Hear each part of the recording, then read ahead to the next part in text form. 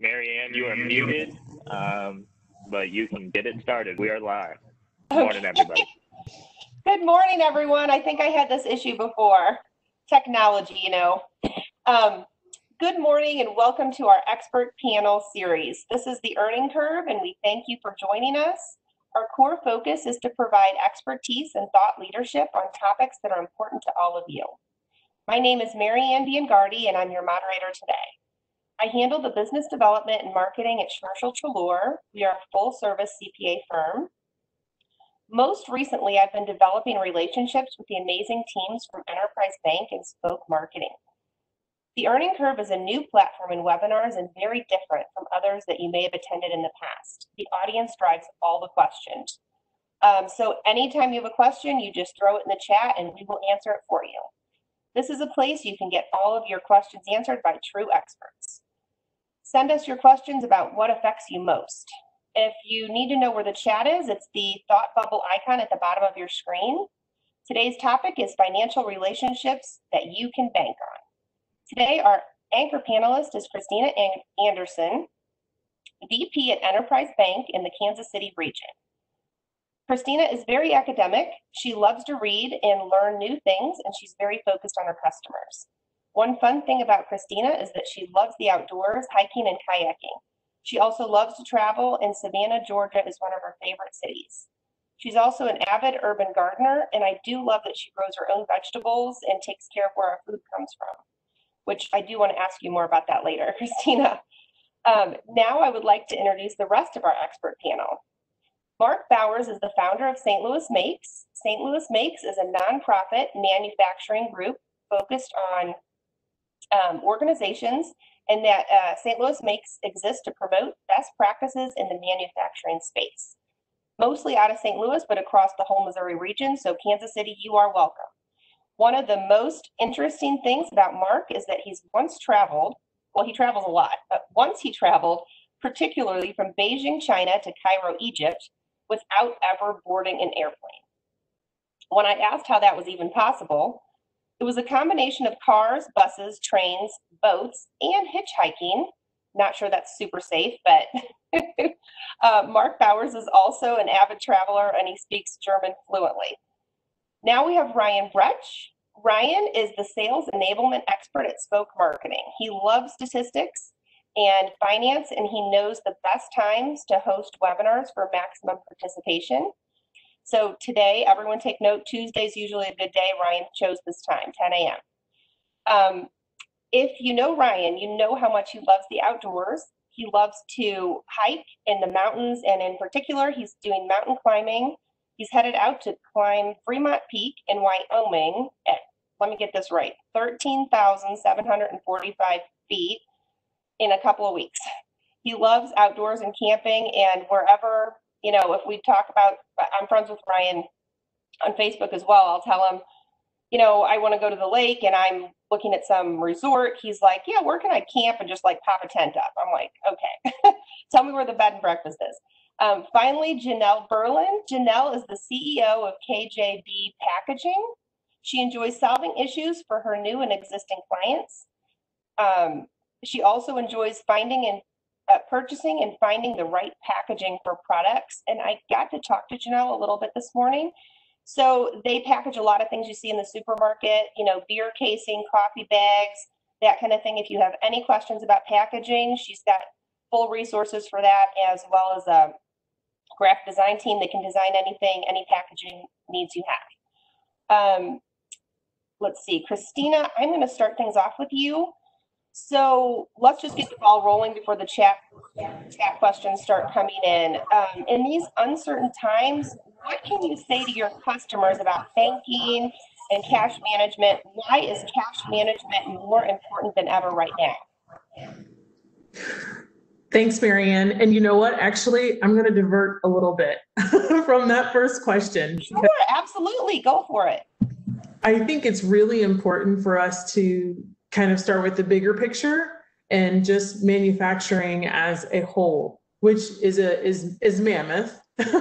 But I think it'll be good for us to start from a larger scope and then get into kind of the nuts and bolts of cash management. So doing a lot of researching and reading on different manufacturing industries. And I want to get the panel's insight around these areas. But, fortunately, the bank actually has access to a wonderful tool called Vertical IQ, and we can get into industry data for our customers. And so one of the things I was researching, of course, for this is manufacturing, and just specifically to look at the positive angle, the industries that are top performing right now, and specifically manufacturing industries that are top performing.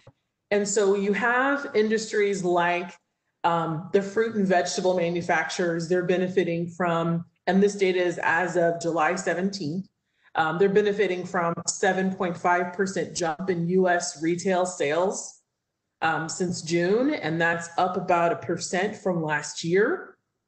You have the industry, of course, the one that is going to resonate most with Janelle is paper products. Grocery stores they're now preparing for that second wave of the coronavirus. And so ordering is in high demand. And actually now we see that, there's a shift away from just time supply, and people are holding on, grocery stores are holding on to inventory inside their stores. So that's definitely, if we want to put a pin in that particular topic of the inventory side of things, definitely something we can talk a little bit later. Another industry is pet and animal food manufacturers. And the first thing I think with pet and animal food is simply the number of commercials. And actually that's what the data shows, the 30% increase during this time. And so if you think about the number of people that who've gotten a COVID pet, that's why the increase of pet and animal food manufacturing has gone up. And so while we see that there are other industries and other aspects of manufacturing that may have seen a downturn, there are some that are really performing very, very well. One last area I'll mention is the snack food industry. It's grown about $5 billion year over year since 2019. But there's going to be a slight decrease right now because of the effect of college students not, purchasing snack foods the way they would before. And so we have these behavior changes during this time that's really affects the industry as a whole. So just thinking about, I'd love to get the insights just from a broader perspective from the other panelists. What do you think when you hear some of that data? Does that make sense to what you're seeing in your region or what you're hearing from the businesses that you interact with? Well, good luck trying to buy a bike during these times, because they're pretty much sold out until October is when they maybe just start coming back in. So I think it's an excellent point. Yep. I've heard a lot of people with the COVID pet as well. I'm trying to talk my husband to getting another dog. Janelle, Powers, anything? Yeah, I was going to say, just as a build on what Christina said, that any consumer products manufacturer that's making consumer cleaning products, I mean, they're going nuts right now. I know a lot of guys in consumer cleaning products that can't even find packaging. So there are issues all throughout the supply chain. I mean, they can't even get it to retail when they've got it made. Right. Janelle, do you have anything to add about, do you have trouble sourcing products or paper? Oh, Janelle, I think you might be muted. Perfect. There. Well, we haven't had really any problems lately. We're trying to ramp up for what to expect in the next few months. We were ahead of the game when COVID started, and had plenty of PPE items and supplies. But then we ran into some problems, and it continues to be for some of the specialty packaging for like the spray bottle sanitizers. But we've been able to actually produce, fill those and do contract packaging for those. But that is one area that, there's high lead times, several weeks out, and it continues to be a problem. But, and you know what? I think that's a good segue kind of into the focus of our discussion today is really the cash management piece, and just having those relationships as an owner and as leaders in business for manufacturing. What changes are you seeing in terms of how you're managing cash? One of the points that what I mentioned earlier from a manufacturing industry is that they're holding on to inventory. And so are you calculating, if you think about quick ratio versus current ratio, that goes into more very detailed, but how are you managing that inventory from a cash perspective, cash management perspective differently now?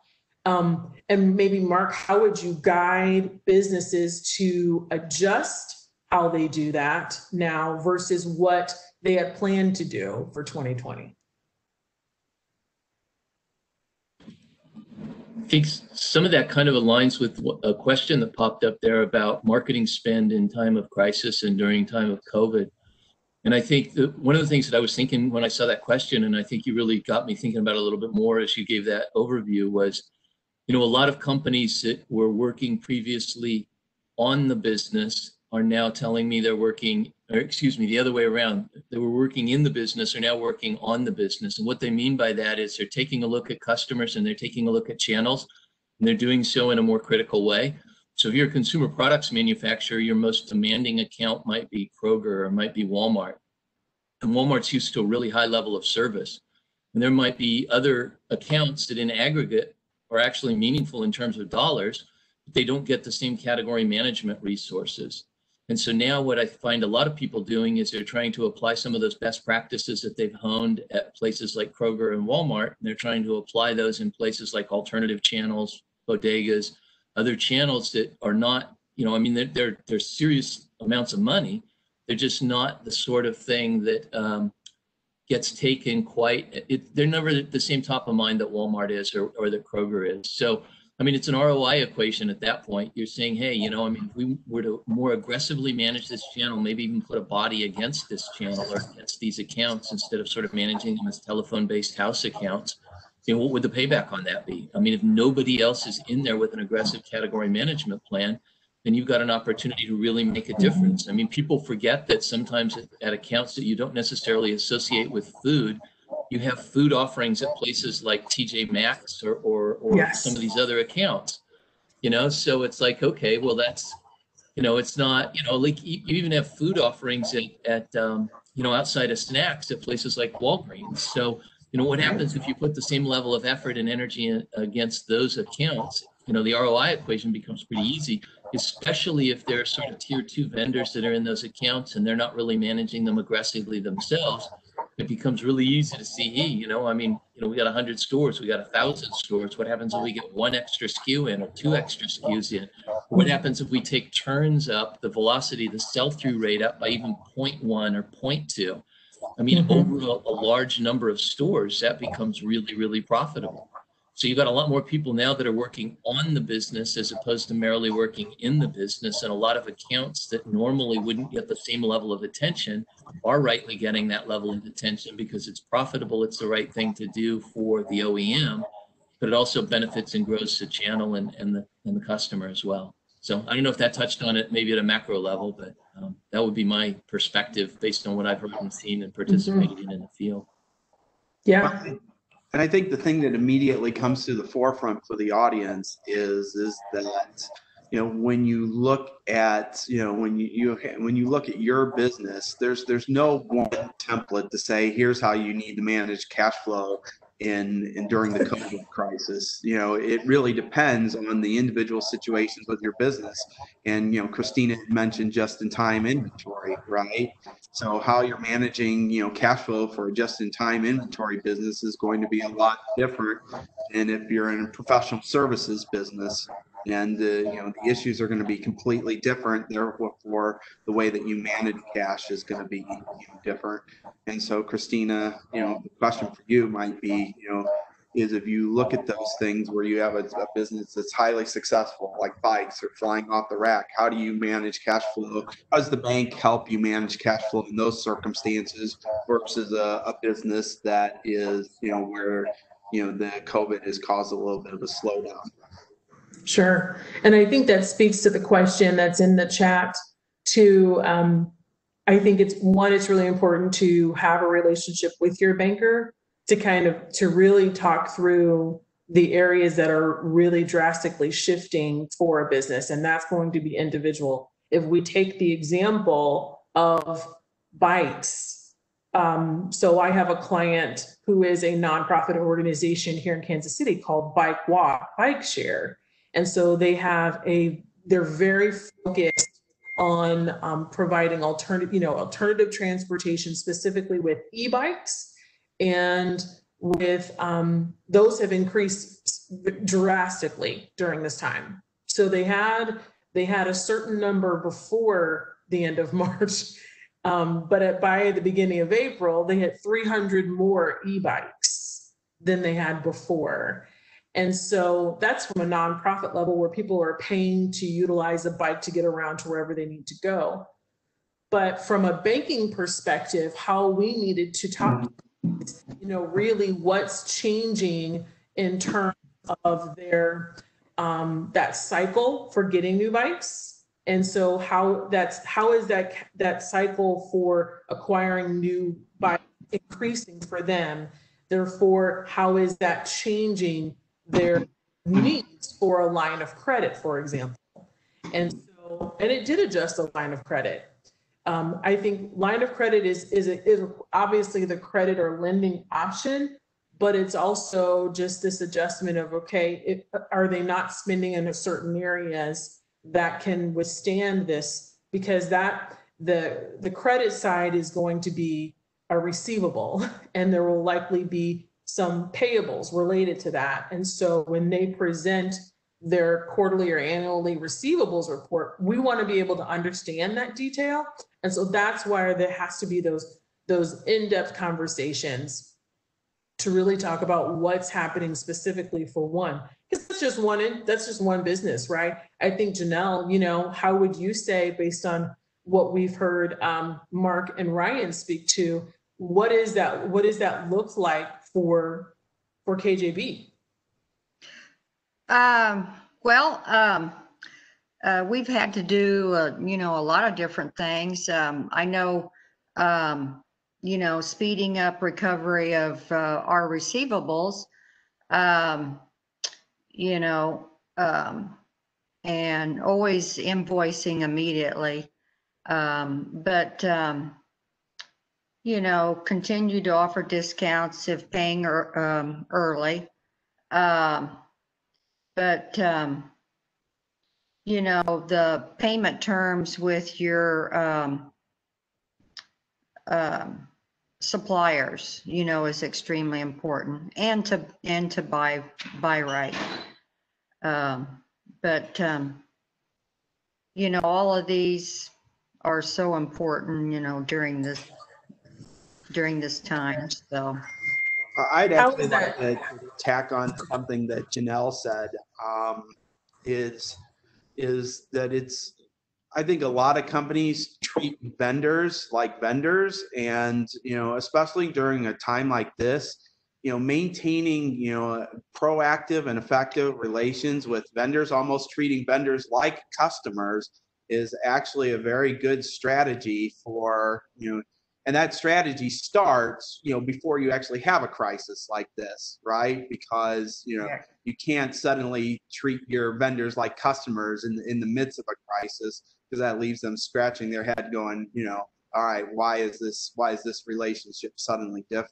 But if you have that mindset from the onset, from the very beginning, it is when you have needs, you can work with your vendors as far as receiving payments in a more expeditious manner, or just finding hybrid solutions that benefit both parties. I agree with that, and that's part of the conversations that I will have as well. Have you adjusted maybe payment terms or invoicing terms with your vendors, and how is that impacted, especially now that we've seen a second quarter has gone by? What did that look like for the full quarter? Because even though we're in this environment where there's very much response driven, there's still the importance of kind of drawing out the lens of looking at it over a longer period of time to understand the trends. So just one, moving into another area, we talked about sales and marketing, and thank you for submitting that question. Please submit more questions, or we want to answer those and make sure we address as many as we can. Let's move to the question on talent. Mark, you've seen an increase or a decrease in skilled labor due to layoffs related to COVID, related to hiring. What have you noticed from your perspective?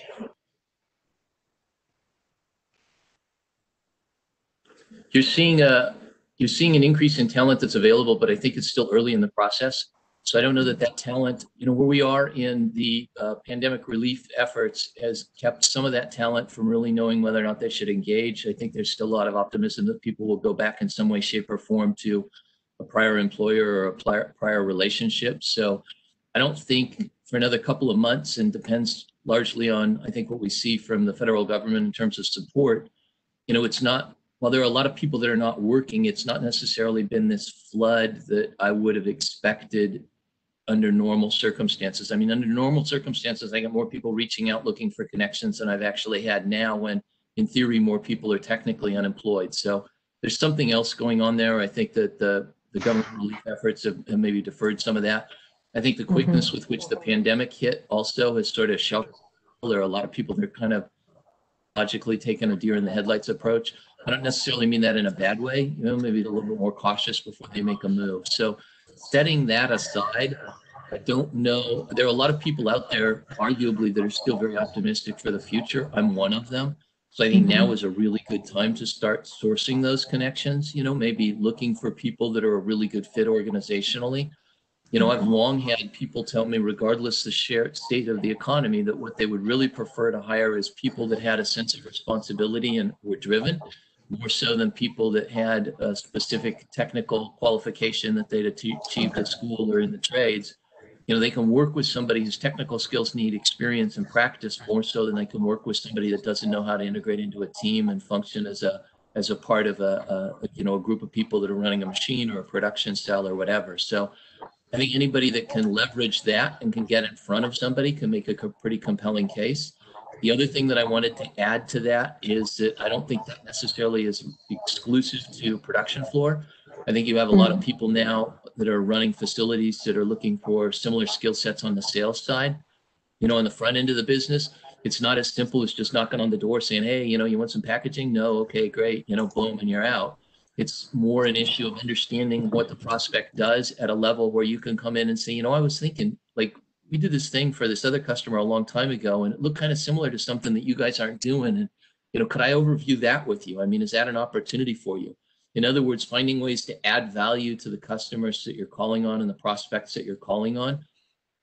And that then lastly is maybe a build on what Ryan had said in the previous question, which I would add in here and reiterate. And that is, anybody that owns and operates a facility that is not taking advantage of the relationships that they already have is missing a lot of these opportunities. So what I mean by that specifically is, using a bank or an accounting firm as an example, because we actually have a bank and an accounting firm on the panel. If you were a large bank or a large accounting firm and you rolled through your reps every 6 months and it was always somebody that was 25 years old, and I love 25-year-olds, don't get me wrong, but there's not a lot of time to have built up experience and connections. if I'm dealing with somebody who knows the industry in my region really, really, really well, then I'm completely missing the point if I don't call them up and say, hey, Christina, here's something that we're going through, and at face value, it might not sound like a banking issue, but I know you've been doing this in the region for a long time. Who could you introduce me to that's non-competitive to us that we could ask about and learn from? And that's as much a labor issue as anything else. I mean, trying to figure out how to allocate the labor you've got, trying to figure out how to use the resources with the labor that you've got, but being able to ask those people that are in the best position to know your marketplace. You know, in other words, lean into your banker and your accountant as consultants, because if they're not making introductions for you, then you're missing the point. It goes way beyond just having like that one hire. We made an introduction on a guy's behalf here, a CEO, can't tell you the company, individual, can't tell you the individual, who made the introduction on the grounds that this was a sort of individual that would knock on doors. And it's not just a numbers game, it's the how you knock on doors. I mean, he adds value by understanding what it is that you're trying to do. And he might come back to you 2 weeks later and say, hey, you know, I was in a couple of weeks ago where we talked on the phone or whatever. And I know, you know, you guys said you're doing other things and that's great, but I was thinking about that since then. And I got this other guy that did this thing. And, you know, would you mind if I made an introduction? He doesn't have anything to sell you, but it sounds like what you're working on, he could actually give some, or she, whatever, could give some perspective and some insights. So those are the kinds of relationships that you want to set up when you're looking at staff more so on the front end of the business, on the sales side, on the marketing side. You know, and those you could justify the sales and marketing expenses for, because once again, those really quickly become math equations. You know, how many of these people do I need to knock on the doors and propose solutions before we start landing a couple of accounts, et cetera, et cetera, et cetera. Even if your conversion cycle and your timing is really long to convert an account, there's a process there, there's an algorithm there that you can follow that you know you're going to get a payback on. So I'm going to mute myself. That's the summary of my perspective on that's really helpful. I think you know, the importance of a skilled connector. But Ryan, I'm sure you had a comment. Go ahead. No, I think what Mark said, you know, was very comprehensive on the subject. So. Well, you know what? The one question I do have for you, Ryan, is the topic of, you know, how do you factor into your cash management, into your financials, that the temporary workers, the fluctuation in your employee base? How do you do that? How do you guide people to, you know, just like they would sales and marketing, managing that category can be challenging, because it really does depend on, you know, the dedication and the quality of that hire, that employee, right? And so is there a way to really measure that? Well, I think that there's ways to measure it. I think the larger strategy is that, you know, that you have temporary workers for a reason. You know, typically that is work overflow, right? And you know, and so we come back to the thing that drove the original discussion is you're going to lean on temporary workers more if you're in the bike industry and things are, you know, are hot, so to speak. When things are slow, then I think that the tendency is to see what you can do to make things work more efficiently in-house. Okay. Janelle, did you want to have any comment, or Mary Ann? I don't really have anything. Okay. Before we moved on to the next question, I saw we got another question that popped into the chat, so I wanted to make sure I got that one. And the question is, from a bankability perspective for companies that are trying to grow through 2020, even with its challenges, in your opinions, and so this is for everyone, which should get the most focus from companies? Cash flow, profit, or revenue generation? And is this different from pre-COVID? So this is a question for everybody. I will be the banker and say all of it should be a focus. And that there are points where the focus for each of those increases, one takes the top spot and the other takes the top spot. It just depends, I won't say by the week, but maybe monthly, you saw that cash flow needed to be your focus or profits need to be your focus. I think right now, to say that, profit is your focus for example, for a full quarter would be not considered enough of our times, the times that we're in. We need to look at it in a shorter time frame. And typically, I, as a banker, would say look at it a longer period, stretch out your lens. But it's specifically for this. It just seems that we need to get a shorter game. So, but how would you say? So, would cash flow, profit, or revenue generation, which should get most of the focus from companies?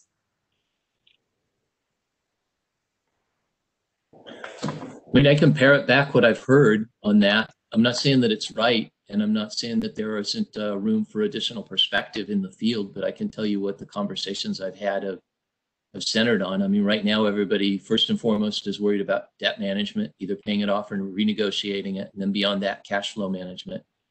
So in other words, everybody's looking at the water line and they want to stay above that water line, and that's the only thing that's important. And then as an extrapolation of that, the conversation centers around revenue generation right now, not because that is the long-term right thing to do, but because that's sort of an extension of keeping the water line, keeping yourself at the water line. You can keep people employed, you can pay the bills, you don't run into issues. You might not be making as much as you were. But I think when crisis hits, the default setting psychologically is to tread water. And that's maybe a summary of where I see a lot of people still thinking and acting right now. So once again, just parroting what I'm hearing and seeing in conversations I've had in the field. I'll condense it down. This is, cash flow, profitability, revenue. It's, because the profitability, helps drive the cash flow. And that's if business is, and that's if business is slowing down. It might work the other way. If revenue is hot, is how to capitalize on that revenue. How do you hold those earnings back to care for, like in the bike industry, for example, things are hot right now, but and bikes are selling. But what the problem is that's leaving, bike companies. Just take a look at Big Shark here in St. Louis. Is they're left with no inventory to sell. So the good news for them is potentially the bad news for them at the point that they have no more inventory to sell. And so then it becomes a question, how do we produce revenue from that? And you have to strategize around that. So again, I don't think it's a one size fits all answer. I think that you have to look at the individual circumstances of the business and look at the COVID crisis and say, is this affecting us positively or is this affecting us adversely? Yeah, and I might add also, during this time, we are constantly thinking daily, different markets, designs, what's in demand, change direction to get that revenue in there, and see as far as what anything that that is to do with packaging and design that would make us stand out and produce revenue. Think of it in that way. Okay, that's helpful. All right. I think Mary Ann's got some questions that are coming in too. I think we have some here in the chat. So some of these are for sales, because Ryan, you're a sales enablement expert. Have you seen a decrease or an increase in marketing and sales over at Spoke? Or what do customers, this looks like it's from the beginning of COVID. I think more customers are still in need of marketing, but I guess, have you seen a decrease or increase based on the customer's needs? Well, I think I see an increase and a decrease based on what a customer's focus is. If they're taking a reactive stance to this, then you're seeing a decrease in spend because there's trepidation over cash flow or any number of issues that are affecting the business. Conversely, is for companies that are thinking about this proactively, because for a lot of companies, this actually represents opportunity. We always look at it through its negative lens, but because of the nature of what the crisis is. But there's a lot of opportunities that are being presented for companies. But even if there's not any immediate opportunities being presented, as Mark had alluded to, this is an excellent opportunity to look inwardly at your marketing process, your sales process, and seeing how that's aligning with how your customer makes purchasing decisions and how your sales process additionally aligns to that. Yep, I agree. That's good. I've also heard that you're not really supposed to sell during this time per se. You're supposed to just be available to help. Like more, what can I do to help? Hey, I'm available to feed me. One thing that I get hit up a lot of times from vendors throughout the day, like, what do you need? Or, all these emails, like, haven't heard from you in 6 or 8 months, and all of a sudden, or maybe never, and I'm just getting all these random emails, and it's like, this is not what I need right now. Like, is there a better way to do cold calling and selling it all, or not so much? Just be available to help? Well, I mean, the thing is the idea. I'm not a big proponent of convincing customers to buy things. I think that you're educating them, and the very nature of sales is the help. So, as you're getting the message out, and providing, what your value is, and then when you're having, conversations with customers, instinctively, what your focus should be is not trying to sell them something. It's trying to assist them and meet, their needs, their requirements, and your whatever that product is, whether it's bikes, whether it's marketing, whether it's finance, whether it's manufacturing, you're looking to meet the customer on their terms, not your terms. Mm-hmm. Yep. And I would agree with that. I think because I am in sales, I'm in business development for banking, but it is always being in the position of learning as well. And so I am just finding that my conversations, I'm not necessarily selling. You're right. It is more so I'm asking more questions about where they are. How is the environment impacting their business? More inquiry questions so that they can question for themselves what their own operations, specifically their expenditures. So where they're spending their money, because it goes back to profits, revenue, cash flow, right? So I'm asking more of those questions and not necessarily, I've never, the approach of selling with a product is a very common one, but I think it's that's where people feel sold. So I think if you've got sales and marketing teams for them to look at it from the perspective of let me learn from you, and then I will provide some education. So I totally agree with Ryan. Mm-hmm. Yeah, I've heard. I know that's a common thing. Like people don't care.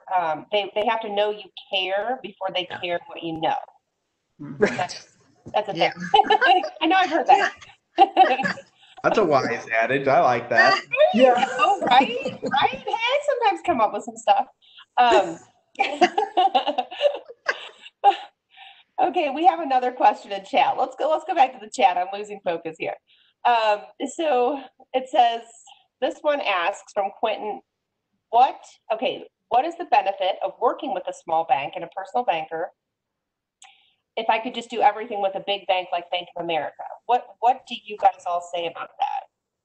Christina, what do you think? Like, what would be an advantage of working with a smaller bank? And then we'll go to Janelle and Mark and Ryan down the line. Sure. I think the advantage for a small business owner is that I'm going to have a better perspective of what's happening here in Kansas City. And also because, full, in disclosure, I grew up in St. Louis and moved to Kansas City about a year and a half ago.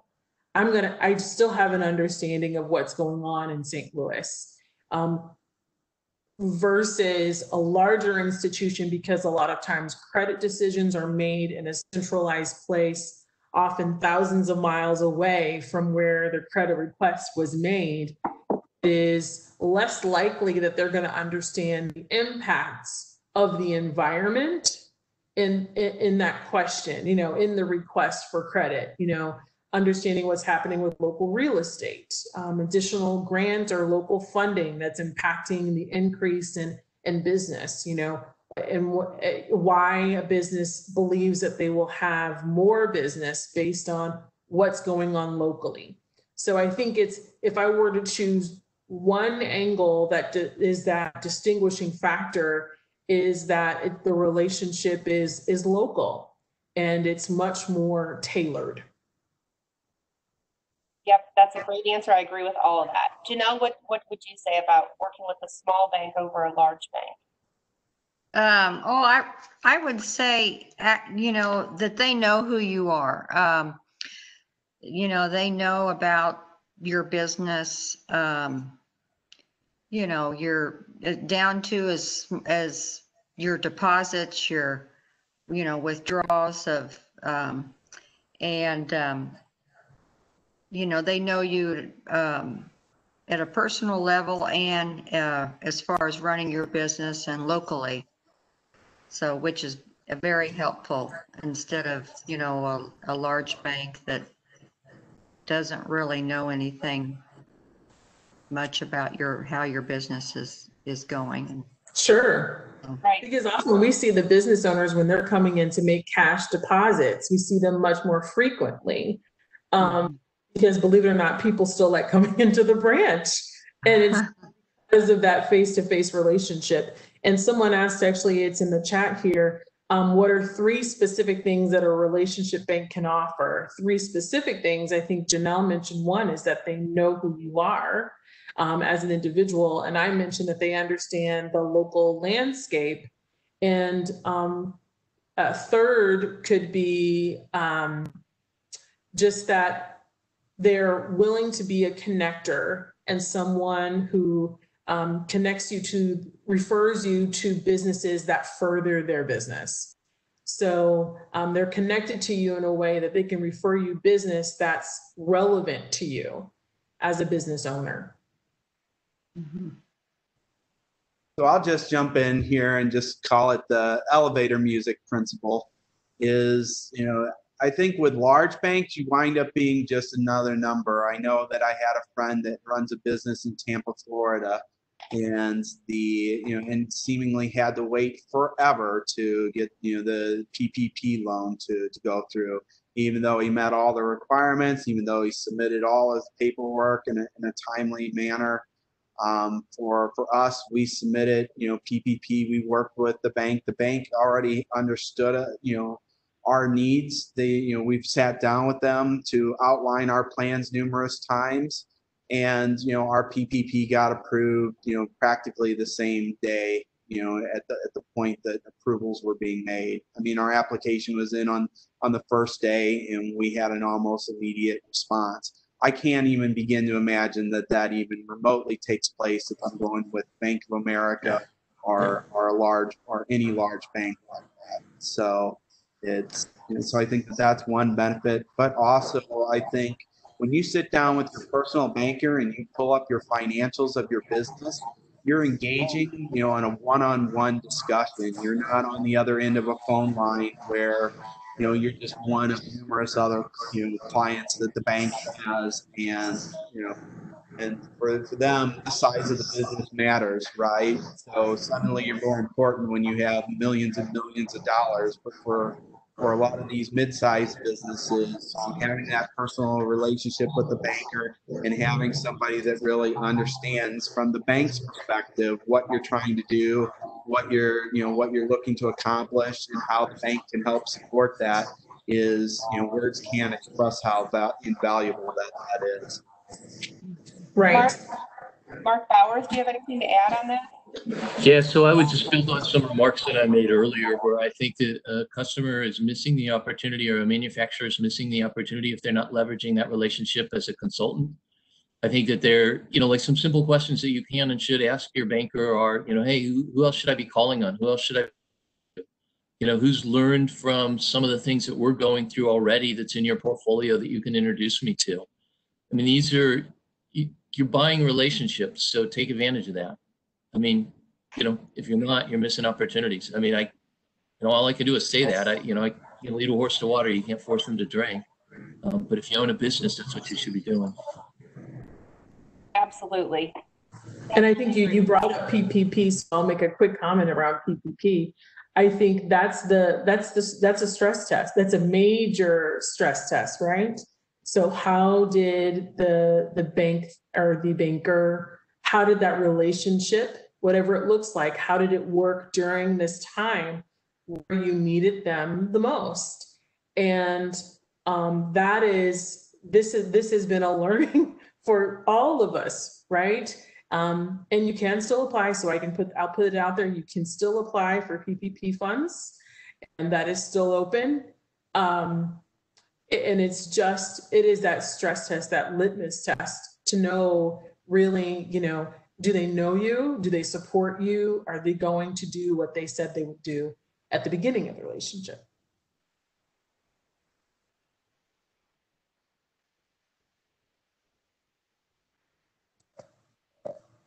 Does anybody else want to add anything on that?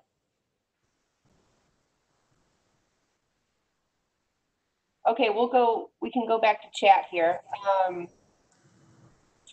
Let's see, we have a question from Doug. Christina, with the inflation rising, the cost of raw materials and high market volatility, what can your customers do to mitigate risks financially?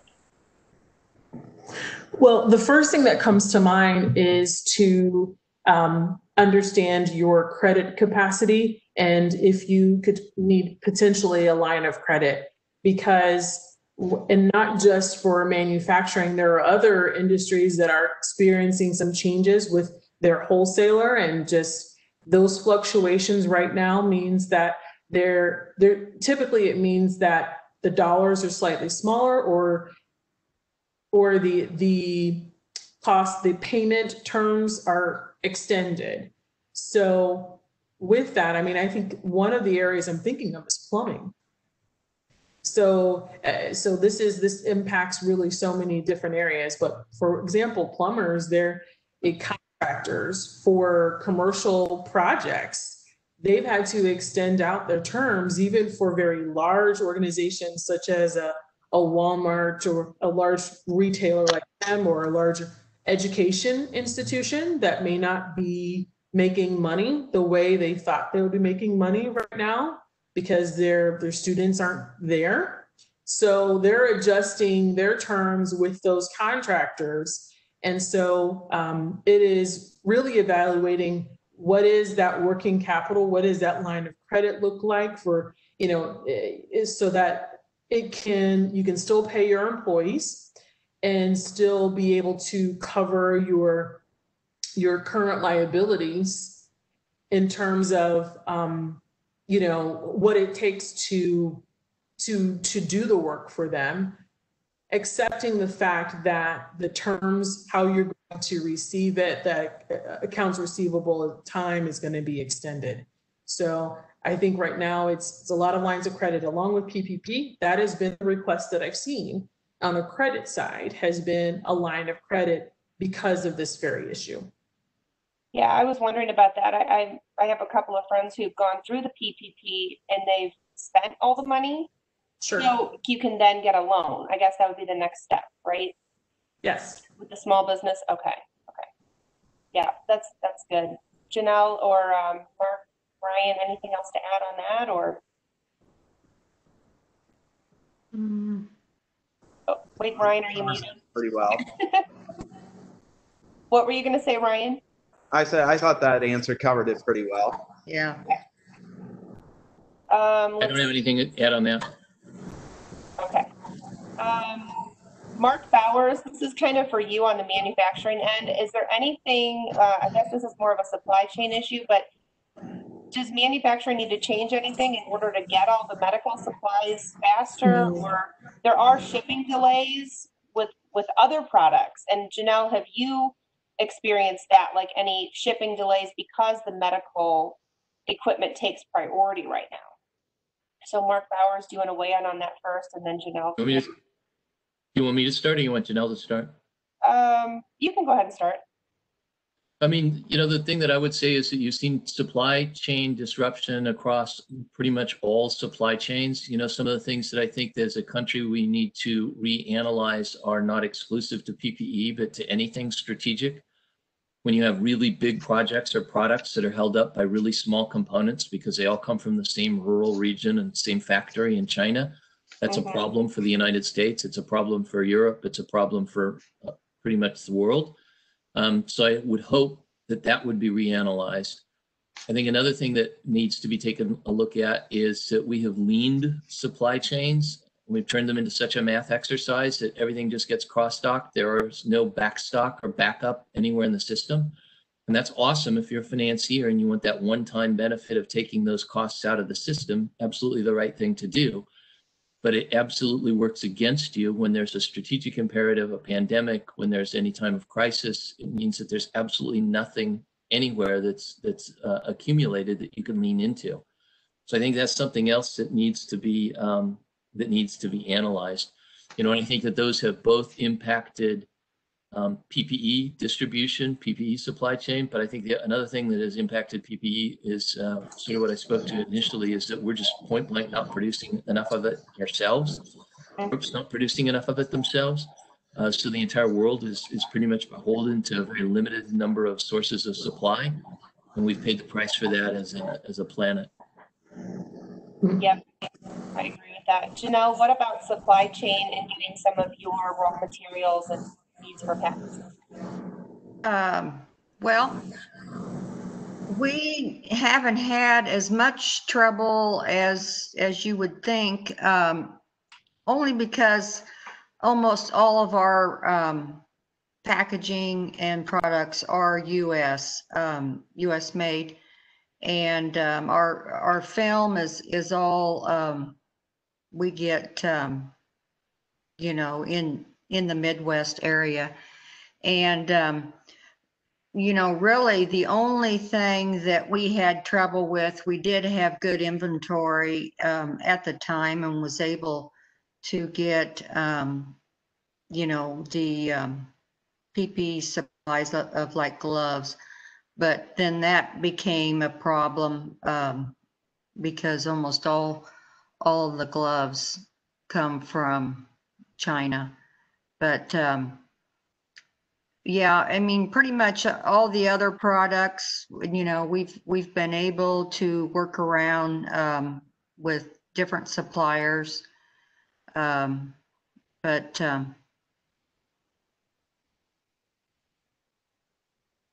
that's good. Yeah. You haven't really had any shipping delays or anything because most of yours is US made. That's excellent. We should all be supporting. We should all be supporting US companies like KJB. This is great. Yes, yeah. But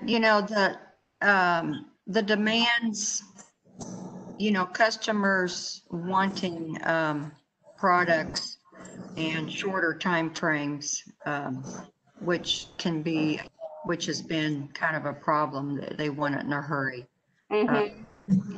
And because of their inventory, they're trying to be as lean as possible. And so then that kind of creates a problem, a rush problem for us. Sure. Yeah. We're getting pretty close to time. Christina, do you have anything else to add or any other points we want to bring up? I don't see any more questions right now in the chat. Okay. I think just the last kind of how I would generally wrap it up from my perspective as a banker is just to reiterate really the questions that we had in the chat around evaluating that relationship. And one, if it's a true relationship, they're going to be talking to you and engaging with you as a business owner regularly. That may be at a transactional level at a branch or ATM or drive up, whatever mode that's working right now at this time.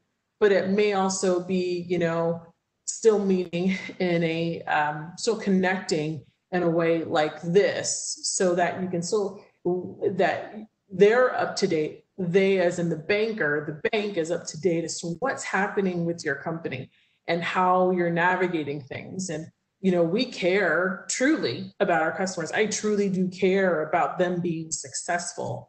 And I'm on the positive end with Mark, the optimistic end of this. I think in times like this creates such creativity and innovation. So that's kind of where I'll leave it, is just that connection and that relationship. But anyone else want to kind of have their last final words? Anyone else on the panel? Yeah, well, I see a question in chat about the beyond the large small bank debate.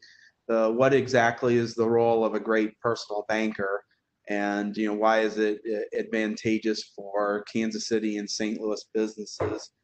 So I'll go ahead and just close out my comments by asking that, or answering that, is that I think that the role of a great personal banker is that they understand your business, they're a partner with you on working on the financial aspects of your business, and that they listen. So and by listening, really it allows you to have constructive and more involved dialogues, so that the bank can really offer solutions. It's more than just taking out a loan with a bank when you need a loan, right? It's to offer solutions that help maybe even mitigate the need to take out a loan or take out as large a loan. And just by understanding the things that we talked about, revenue, profitability, and and cash flow during this time period is, I've heard it repeat it often, and it's very much true. Cash flow is king. Thank you, Ryan. Mark Bowers, do you have anything to add, like your last final wrap up? Yeah, so I remain an optimist. I think that there are going to be a lot of difficult and challenging times for a lot of businesses, but not all. And I think for those that are looking ahead at customer building, it might be a great time to maybe lean into some of those consulting relationships that they've developed and try and find people or companies that they could acquire or that are just looking for an exit. And we've fallen so far because the pullback happened so quickly that I just don't see society being sustainable at these levels. So I would imagine it's not going to be a V-shaped rebound, in my opinion, but there's going to be enough of a V to it because we've simply destroyed so much product creation that there's going to be opportunity flooding back into that. So if you own a business, go find somebody that you've competed against, or somebody you know, or somebody that you don't know. Lean into those consulting relationships that we talked about earlier, be it bankers, accountants, or otherwise, and see if maybe there's a way that you could find somebody that you could bring into your organization and that you could build from, because the opportunities will reappear and you want to be positioned for that. That's awesome. Good advice. Janelle, anything to add? Oh, I think most of you pretty much summed it up as far as, it's so important right now. I know I contacted all of my suppliers and customers early on and continue to talk to them. It's so important during this time. And, actually, they can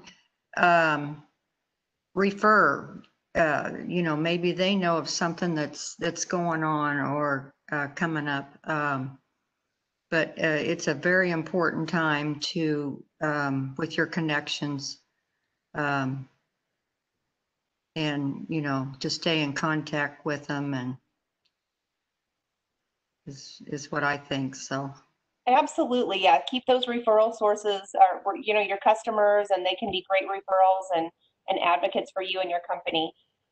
Thank you all for all your time today. We hope you found a lot of value in the panel, and we welcome all of your feedback. Thank you to all of our sponsors, Enterprise Bank, Spoke Marketing, Commercial Trelor. You can find all of our panelists on LinkedIn, and they will all be happy to connect with you and and you can ask questions over, LinkedIn Messenger. All the contact info will be available, I believe, on the screen if we have it ready. Jake, it's been an honor to be your moderator today. Please check the screen for the contact info, and we will see you next time.